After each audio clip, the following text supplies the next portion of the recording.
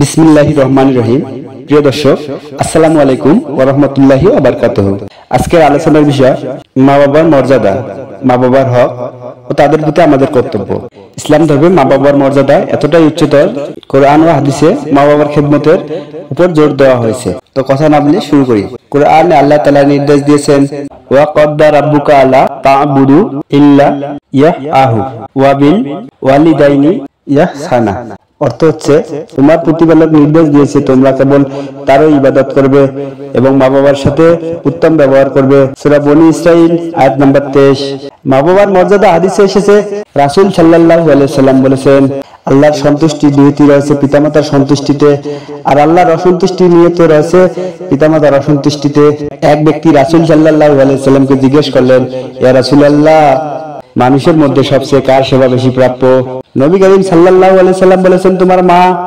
তিনি আবার জিজ্ঞেস করলেন, এরপর কে? রাসূল সাল্লাল্লাহু আলাইহি সাল্লাম বলেছেন, তোমার মা।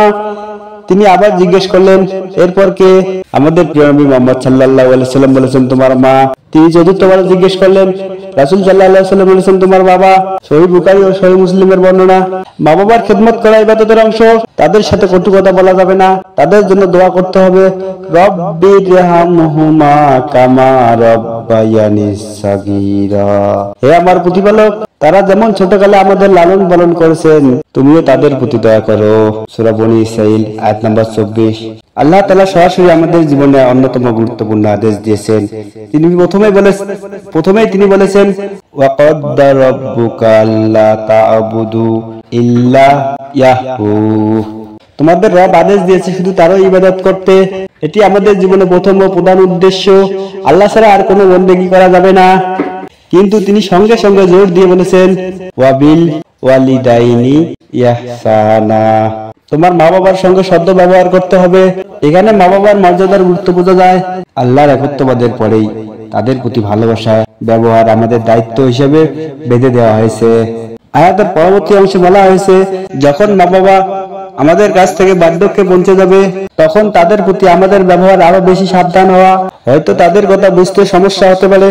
আল্লাহ তাআলা স্পষ্ট নির্দেশ দিয়েছেন, ফালা তাকুল লাহুম উফিন। তাদের প্রতি বিরক্ত কোনো প্রকাশ করো না।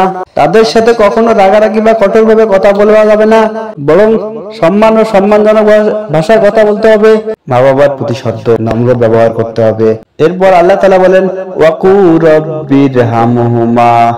হে আমার রব, তাদের প্রতি দয়া করো, কারণ মা বাবা আমাদের ছোটবেলায় যত্ন নিয়েছেন, লালন পালন করেছেন। সুতরাং তাদের প্রতি আমাদের কর্তব্য শুধু শ্রদ্ধা নয়, বরং তাদের জন্য দোয়া করা। আমাদের চারপাশে অনেক মানুষ যারা মা বাবার সাথে খারাপ ব্যবহার করে, কেউ তাদের কথা উপেক্ষা করে, কিন্তু আল্লাহ স্পষ্ট বলেছেন, এসব কাজ করা খুব বড় পাপ। তাই আমরা যেন মা বাবাকে সম্মান করি, তাদের কথা শ্রদ্ধার সঙ্গে শুনি, তাদের জন্য দোয়া করি এবং তাদের যত্ন নেই। এটাই আল্লাহর সন্তুষ্টির বড় সিঁড়ি। আল্লাহর উপর ঈমান রাখার পাশাপাশি মা বাবার অধিকার আদায় করা আমাদের সফলতার মূল চাবিকাঠি। তাদের জন্য আমাদের সবসময় দোয়া করা উচিত। আসুন আমরা সবাই একসাথে বলি, আল্লাহুম্মা গফিরলি ওয়ালিদাইনি ওয়ারহামহুমা কামা রাব্বায়ানি সাগীরা। হে আল্লাহ, আমাকে এবং আমার মা বাবাকে ক্ষমা করবেন। আমাকে এবং আমার মা বাবাকে ক্ষমা করো, তাদের প্রতি দয়া করো। প্রিয় ভাই ও বোনেরা, মা বাবার খেদমত করা জান্নাতের পথ। তাদের দোয়া কবুল হয়, তাদের সন্তুষ্টির মাধ্যমে আল্লাহর রহমত নাজিল হয়। আসুন আমরা মা বাবার মর্যাদা খেদমত করি, তাদের সেবা করি, তাদের জন্য দোয়া করি এবং কখনো তাদের কষ্ট না দেই। আশা করি আজকের আলোচনাটি আপনাদের উপকারে আসবে। ভিডিওটি ভালো লাগলে লাইক দিন, শেয়ার করুন এবং নূরনামা চ্যানেলটি সাবস্ক্রাইব করে পাশে থাকুন। পরবর্তী কোনো এক ভিডিওতে আবার আলোচনা করব ইনশাআল্লাহ। সে পর্যন্ত সবাই ভালো থাকুন, সুস্থ থাকুন। আল্লাহ হাফেজ।